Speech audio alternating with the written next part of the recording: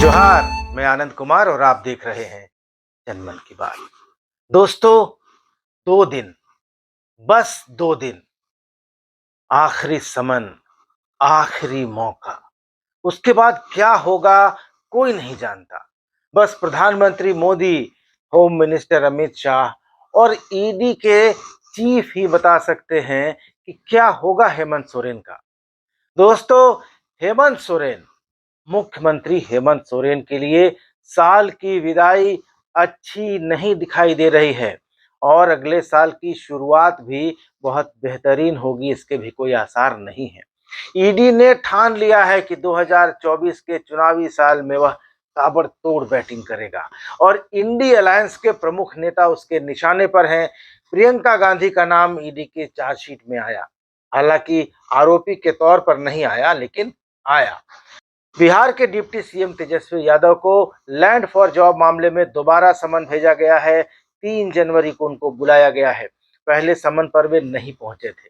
दिल्ली के मुख्यमंत्री अरविंद केजरीवाल को तीसरा समन ईडी ने भेजा है और 5 जनवरी को पूछताछ के लिए बुलाया है। और अब झारखंड के मुख्यमंत्री हेमंत सोरेन को ईडी ने 7वां समन भेजा है।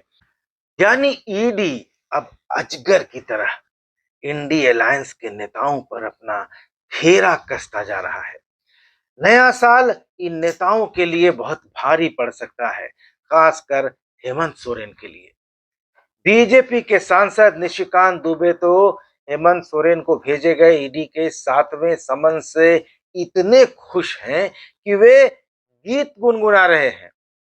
यही वाला गीत, आखिरी पल है तुझ ढूंढी है। लेकिन दोस्तों, जब मुख्यमंत्री हेमंत सोरेन 29 दिसंबर को रांची के खचाखच भरे मोरहाबादी मैदान में अपनी सरकार के 4 साल पूरे होने के अवसर पर जो कार्यक्रम आयोजित हुआ, उसमें अपनी सरकार की उपलब्धियां गिना रहे थे, लोक लुभावन कार्यक्रमों की घोषणा कर रहे थे, झड़ी लगा रहे थे, भारतीय जनता पार्टी के 20 साल बनाम अपनी सरकार के 4 साल की तुलना कर रहे थे। ठीक उसी समय ईडी का 7वां समन उनके ऑफिस में पहुंचा।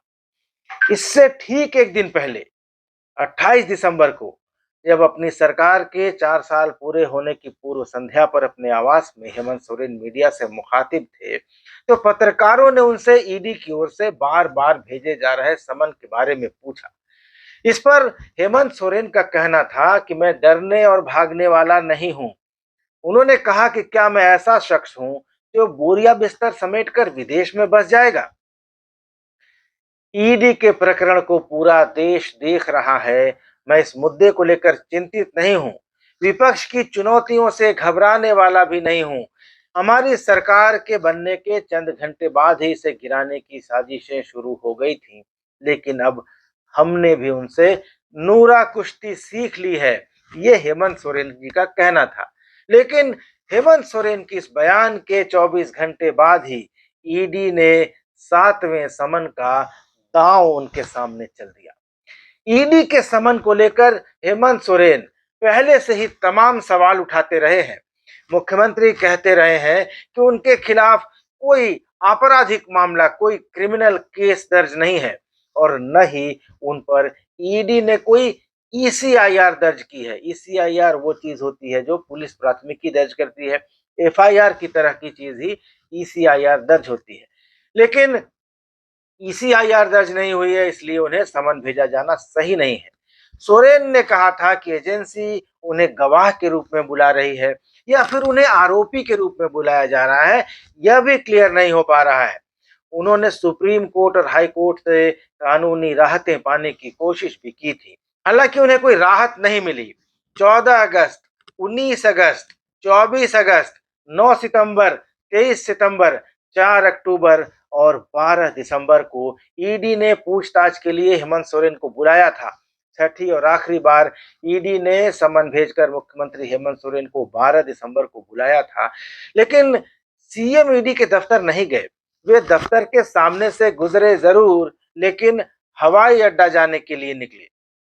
तो अब ईडी ने हेमंत सोरेन को 7वीं बार समन भेज दिया है और इस बार तो ईडी ने इस 7वें समन में हेमंत सोरेन के लिए किसी सवाल की गुंजाइश ही नहीं छोड़ी है। जो पहले वे सवाल उठाते रहे ईडी के समन को लेकर, उनके लिए कोई गुंजाइश नहीं बची इस बार।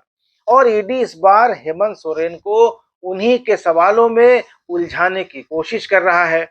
वे सवाल जिन्हें हेमंत सोरेन बार बार उठाते रहे हैं। जांच एजेंसी ने अपने समन में लिखा है कि इस बार आपको यानी हेमंत सोरेन को prevention of money laundering act की धारा 50 के तहत बयान दर्ज कराने का आखिरी मौका दिया जा रहा है। आप खुद ही तिथि, समय और जगह तय करके बताएं। ईडी के अधिकारी वहीं आकर पूछताछ करेंगे। इस समन के जवाब के लिए मुख्यमंत्री हेमंत सोरेन को 2 दिन में ईडी कार्यालय को लिखित जानकारी देने के लिए कहा गया है। दोस्तों, ईडी पर सवाल उठ रहे थे कि आखिर वह एक मुख्यमंत्री को अपने कार्यालय में क्यों बुलाना चाहता है। हेमंत सोरेन पिछले साल 17 नवंबर को एक बार ईडी के दफ्तर में पूछताछ के लिए जा चुके हैं।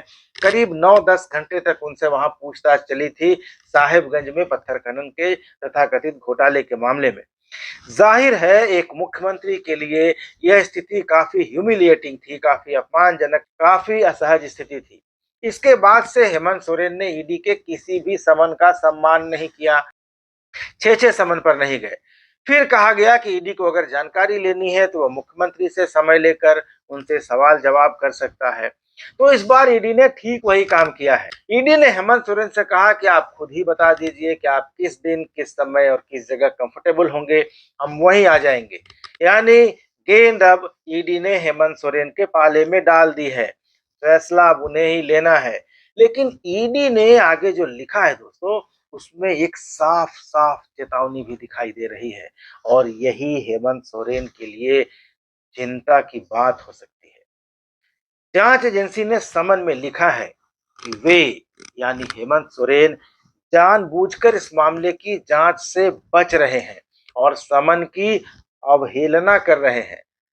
अब अगर जानबूझकर समन की अवहेलना की जाती है तो ईडी के पास prevention of money laundering act यानी पीएमएलए की धारा के तहत उचित कार्रवाई करने का अधिकार है।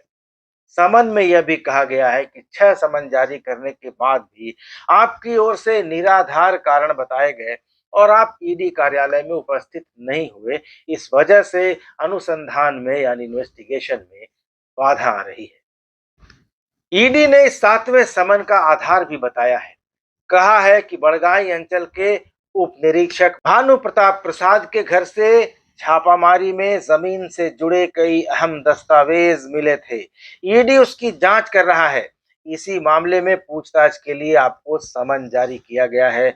आपकी संपत्ति का भी विवरण प्राप्त करना है, इसलिए पूछताछ जरूरी है, क्योंकि यह सरकारी दस्तावेजों में छेड़छाड़ का मामला है। तो दोस्तों, हेमंत सोरेन को 2 दिन में बताना है कि वे किस दिन, किस समय और किस जगह पर पूछताछ के लिए ईडी को लिखित में समय देते हैं। तो इसके पहले जो समन भेजे गए उस पर हेमंत सोरेन की तरफ से ईडी को पत्र भेजकर सवाल उठाए गए थे कि उन्हें किस मामले में बुलाया जा रहा है ये पता नहीं है, आरोपी के रूप में बुलाया जा रहा है या गवाह के रूप में बुलाया जा रहा है ये नहीं बताया जा रहा है। और जो तमाम सवाल अब तक हेमंत सोरेन ईडी के समन को लेकर उठाते रहे हैं, उन सभी सवालों का जवाब ईडी ने अपने 7वें समन में दिया है। सिर्फ 2 दिन की मोहलत दी है कि वे बता दें कि वे किस जगह पर, किस समय में और कब पूछताछ के लिए समय देंगे। ईडी के अधिकारी उनके घर जाकर पूछताछ करेंगे और ये भी बता दिया है कि जमीन घोटाले के किस मामले में उनसे पूछताछ करनी है। सीआई के यहाँ से जो दस्तावेज मिले उनके आधार पर पूछताछ होगी। संपत्ति का ब्यौरा ईडी ने फिर से मांगा है हेमंत सोरेन से, और अब सारा फैसला हेमंत सोरेन को लेना है और सिर्फ 2 दिन में जवाब देना है। तो सिर्फ 2 दिन में हेमंत सोरेन को जवाब भेजना है, रिटर्न में जवाब भेजना है, और देखना है कि अब हेमंत सोरेन 2 दिनों में जवाब भेजते हैं या नहीं। लेकिन इधर हेमंत सोरेन को ईडी के 7वें समन की खबर को ट्वीट करते हुए सांसद निशिकांत दुबे ने सोशल मीडिया प्लेटफॉर्म एक्स पर लिखा, आखिरी पल है, आखिरी आहें तुझे ढूंढ रही है। वही गाना जो मैंने आपको पहले दिखाया। आखिरी पल है, आखिरी आहें तुझे ढूंढ रही हैं, डूबती सांसें बुझती निगाहें तुझे ढूंढ रही हैं, सामने आ जा एक बार। इस ट्वीट को लेकर चर्चा तेज है कि कहीं यह मुख्यमंत्री हेमंत सोरेन को आखिरी मौका तो नहीं दिया जा रहा। दोस्तों, आपको याद होगा कि विधायक सरयू राय ने भी विधानसभा के शीत सत्र के दौरान, जो भी खत्म हुआ कुछ दिन पहले, महाभारत के एक प्रसंग का उदाहरण दिया था। सरयू राय ने कहा था कि श्री कृष्ण ने शिशुपाल के वध के लिए 99 गालियां पूरा होने तक इंतजार किया था। अब सवाल है कि ईडी कब तक उनसे पूछताछ के लिए इंतजार करेगा। सरयू राय ने यह भी कहा था, इसमें कोई शक नहीं कि मुख्यमंत्री महाभारत के कर्ण की तरह परिस्थितियों का सामना कर रहे हैं। दोस्तों, अब गौर करने वाली बात यह है कि सरयू राय जिन पौराणिक पात्रों का उदाहरण दे रहे हैं, एग्जाम्पल दे रहे हैं, दोनों ही अधर्म के साथ थे और दोनों को ही इसके बहुत बुरे नतीजे भुगतने पड़े थे।